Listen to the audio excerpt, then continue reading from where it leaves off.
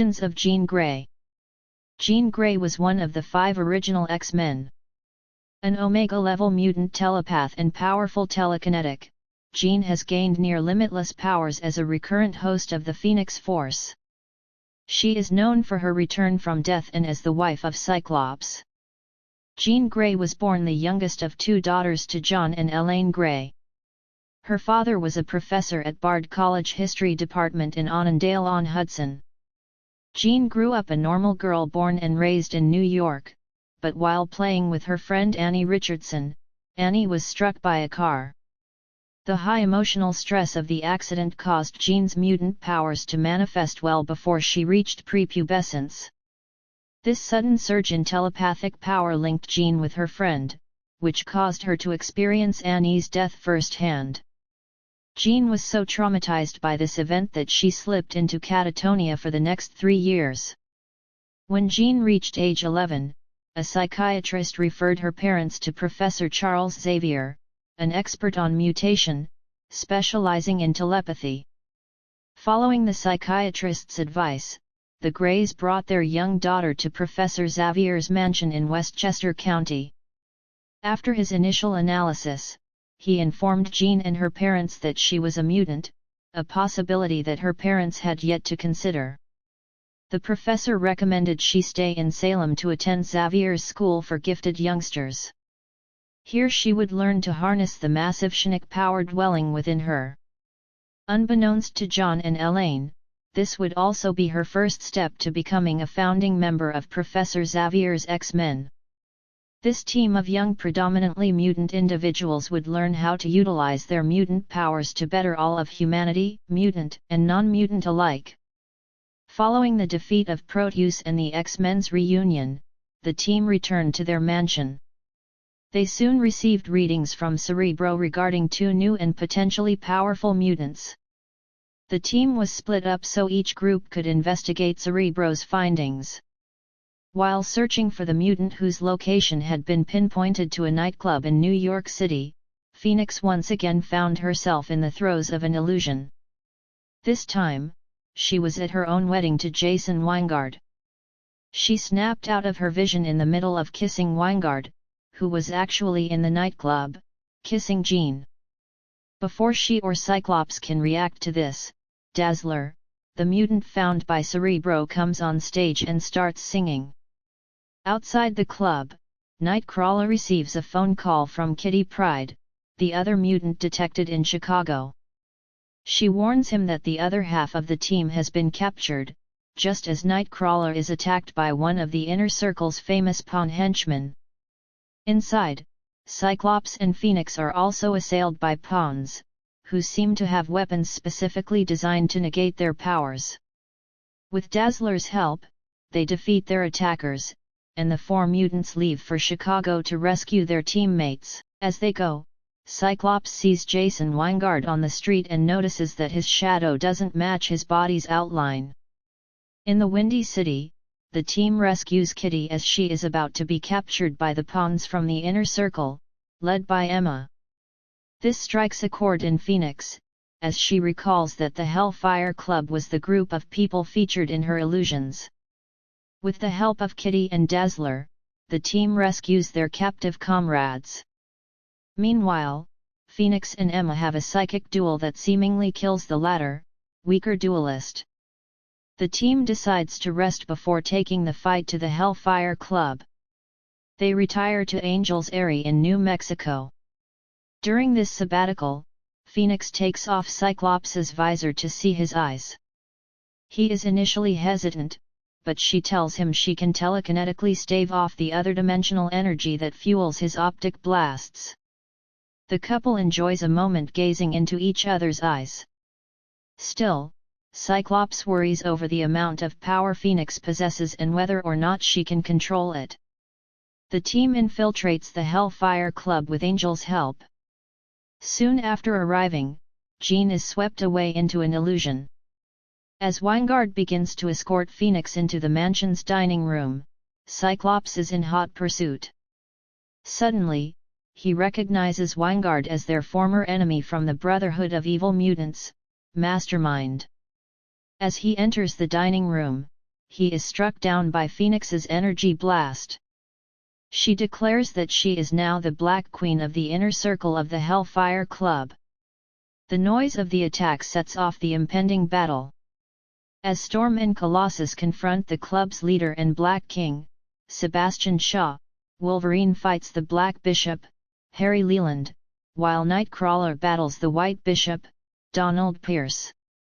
After a quick battle, the entire team is defeated, as the Inner Circle has had ample time to study the X-Men's powers and fighting styles.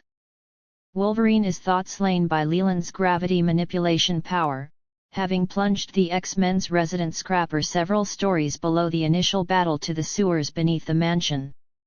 The Inner Circle shackles and disables the other X-Men's mutant powers, allowing them to live and witness their newest member's induction. As the Hellfire Club toasts their new queen, Wolverine rises from the sewers, vowing revenge. Wolverine dismantles pawns in the basement while the rest of the team is trapped, and Phoenix is still held under one of Mastermind's illusions. Cyclops attempts to reach Phoenix through the unique psychic rapport they share as lovers. As he enters her mind, he finds the landscape and motif alarmingly similar to that of the Hellfire Club's mansion. He finds Mastermind waiting for him in Jean's mind, and he challenges Cyclops to a psychic duel. The challenge is accepted, and right away, he finds himself at a severe disadvantage to Mastermind's sword-fighting and psychic manipulation skills. Cyclops demands he end his illusions and fight in the real world. Mastermind laughs heartily at his opponent's lack of realization, telling Cyc that Mastermind is not responsible for any other action than the fencing, and that Phoenix's own mind is fighting against our hero.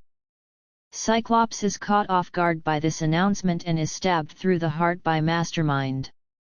In the physical world, Cyclops falls over from the shock of having his psyche destroyed.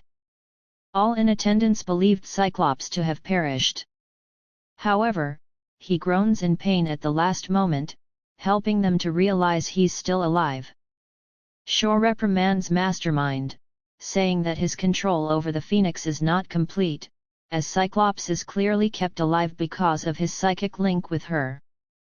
The telepathic backlash of Cyclops's near-death results in Phoenix being forced into her correct frame of mind. Just then, Wolverine breaks into the room. Phoenix uses Wolvie's distraction to release the helmet holding Cyclops's optic blasts at bay. He quickly uses his powers to free the rest of the team, and the tide soon changes in the X-Men's favor. As Weingard escapes, he believes he can still bring Phoenix back to his control, and they encounter each other alone in the hallway. He quickly attempts to pull her back into the illusion, but she sees right through it, effortlessly tearing his fantasy asunder. She scoffs at his meager attempts to control such a powerful creature. She shatters the illusion he has created around himself to appear more handsome and opens his mind to the true being that she is. This shuts down his brain, killing him. As the X-Men gather in the Blackbird, the rising power within the Phoenix becomes much too destructive and powerful, and she rips the jet to shreds with her psychokinetic abilities. Amidst the death and chaos, she transforms into the Dark Phoenix. The Dark Phoenix then begins her short-lived, one-sided battle against the X-Men. As she tosses them around like rag dolls, she speaks back and forth with Cyclops. He questions her as to why she remains in Jean's mind after her success in healing the M'Kraan crystal. She tells him it is because she'd never dealt with emotion and senses before she inhabited a human body. She asks him why he cares if Jean survives, and he answers, "Because I love her." Phoenix claims that she doesn't understand the definition of this particular emotional response, telling him that his answer is unacceptable. She attempts to destroy him once more, but as she brings him to the brink of death, the part of Jean still with the Phoenix stops her, taking the Phoenix into the vastness of space. She traverses to a nearby solar system named Debari, plunging herself deep inside its sun. A passing Shi'ar cruiser witnesses the attempted suicide. They believe it to have destroyed itself. The scanners on the ship show that Phoenix not only survived the impact, but is gaining energy from the Sun, feeding on it. After depleting the Sun of all of its internal energy, the Sun goes supernova. The force destroys all of the planets in the solar system, including one that was inhabited by billions of life forms. The Shi'ar cruiser survived the blast by jumping into hyperdrive as they discovered that the Sun would explode. The starship returns after the devastation, attacking the Phoenix in retaliation for the destruction, hoping to avert another in the process.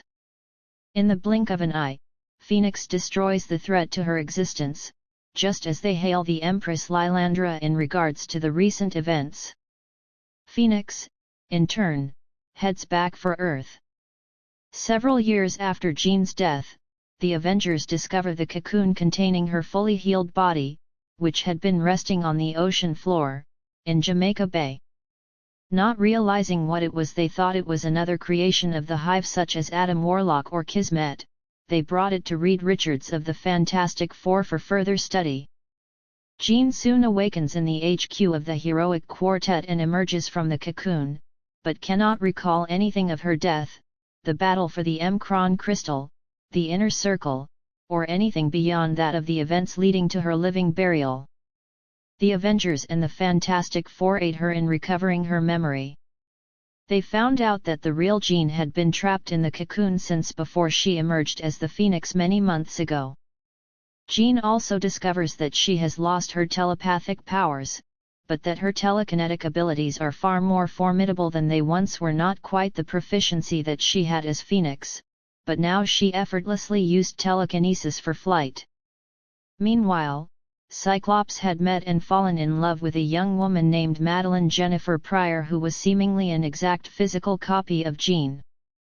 She was, in reality, a clone of Jean that had been created by Mr. Sinister so that he could, in Jean's absence, still have a chance to receive genetically perfect offspring from the destined couple.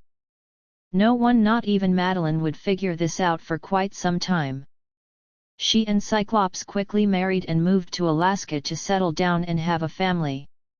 Peace would never really come to the couple, however, as their first and only child, Nathan aka Cable, went missing. Madeline and Cyclops soon approached the X-Men for help in discovering the whereabouts of their son.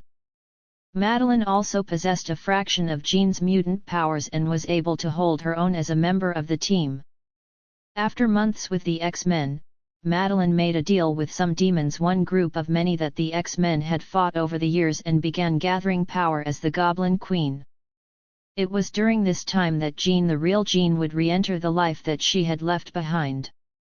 Madeline discovered that Jean had returned to end up with Scott, and began editing the information that the X-Men saw, so they only saw the bad news about X-Factor and thus were kept in the dark about Jean. All of this came to a head when Madeline made a grab for power by turning Manhattan into a spitting image of the demonic Limbo, using her own son, whom she and Scott had recovered, with the help of the X-Men as the catalyst. Meanwhile, as a result of Madeline's tampering with various forms of media, the X-Men go to battle with the seemingly out-of-control X-Factor team. This battle, however, was short-lived, as both the X-teams realized the source of the confusion and set out to make Madeline answer for her treachery. Unfortunately, they also had to combat Mr. Sinister. The X-teams confronted Sinister while an intense psychic battle for dominance raged between Jean, who had regained her telepathic abilities in a recent battle with the Dark Riders, and her clone. With considerable effort, Jean was able to defeat and kill Madeline, not only stopping the threat of the Goblin Queen, but also succeeding in reuniting with the piece of her soul that the Phoenix had once used to impersonate Jean several months before.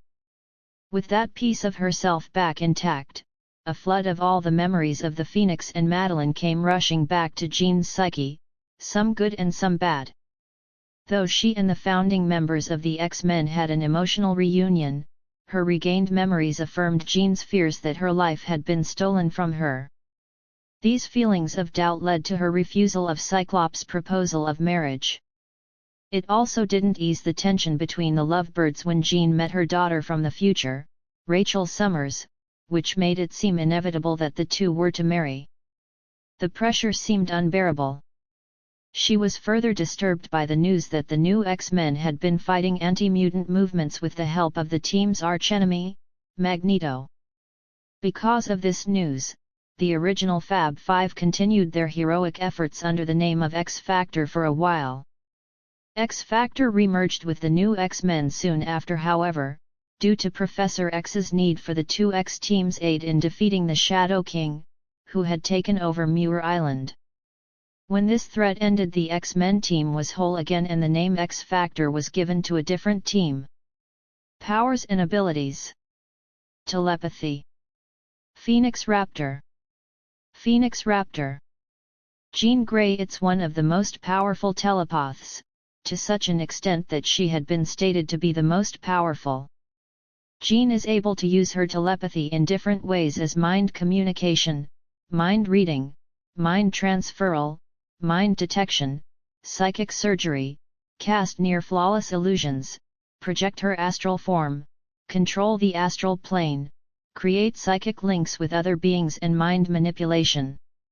She is able to manipulate minds in different ways as mind control, mind possession, hypnosis, induce paralysis, modify or erase someone's memories, amnesia, prevent another mutant to use his powers, increase another mutant's powers, induce pain, change someone's personality. At close range, Jean can manipulate any number of minds at once. Jean can also mentally injure, stun or kill opponents with bolts of pure psionic force. Her psychic powers are so strong that they can bypass numerous forms of immunity and resistance. Jean Grey is also able to protect her mind and another's ones from mind intrusion. Her defensive telepathy allows also her to cloak mind and to telepathic cloak. After her power switch with Psylocke, she temporarily manifests a phoenix symbol over her right eye on her astral form. Jean also starts since this moment to manifest her telepathy as a Phoenix Raptor. Emma Frost herself stated that Jean Grey goes beyond a regular telepath. She's judge and jury. Animal telepathy: she can psychically read in the minds and communicate with animals. Mental manipulation: she can manipulate and control the thoughts, mindsets, and upper brain functions of others. Mind walking: she can enter the mind of another person. Psionic blast: she can launch psi blasts to cause mental damage. Psychic communication: she can communicate with one's mind. Psychic illusions: she can create and manipulate near-flawless psychic illusions.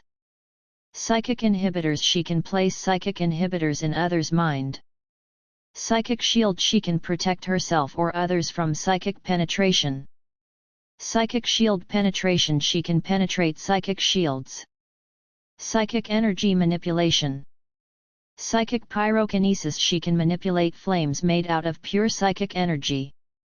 Psychic electrokinesis: she can manipulate electrically charged psychic energy. Psychic energy absorption: Jean Grey is able to take everyone's psychic energy and send it back out at them. Oracle said that it's her telepathy and telekinesis working together. Telekinetic force field generation: she can generate force fields of telekinetic energy. Tactile telekinesis: she can use a personal force field of telekinetic energy. Telekinetic aura: she can possess powerful telekinetic extensions of herself. Telekinetic blast: she can emit blasts of telekinetic energy. Telekinetic flight: she can fly using telekinesis. X-Factor negation: in Here Comes Tomorrow, Sublime was able to nullify Wolverine's healing factor with gene telekinesis. Phoenix Force: when empowered by the Phoenix Force, Jean has total control over all matter on the subatomic scale to the point where she can manipulate the entire universe. She can generate endless amounts of energy as well as absorb endless amounts of energy. She can exist in any environment without harm and can create space-time warps to travel through hyperspace or traverse the time stream with ease. She can also manipulate and create separate timelines. Also, her telepathic powers are enhanced to the point where they become visible to the physical world. Usually she forms a giant phoenix but can form anything she can think of. The Phoenix Force can also resurrect the dead and absorb the life force from other beings to bolster its own. After her physical death, Jean fully merged with the Phoenix, becoming the White Phoenix of the Crown. This is the most powerful version any wielder of the Phoenix can achieve. The full limits, if there are any, have yet to be shown. Unharmed combat. Jean was a fair hand-to-hand combatant. The extent of this is unknown. She prefers the use of her telepathy and telekinesis in combat. Omega-level mutant. Jean is also an Omega-level mutant. The highest point of power a mutant can ever reach without outside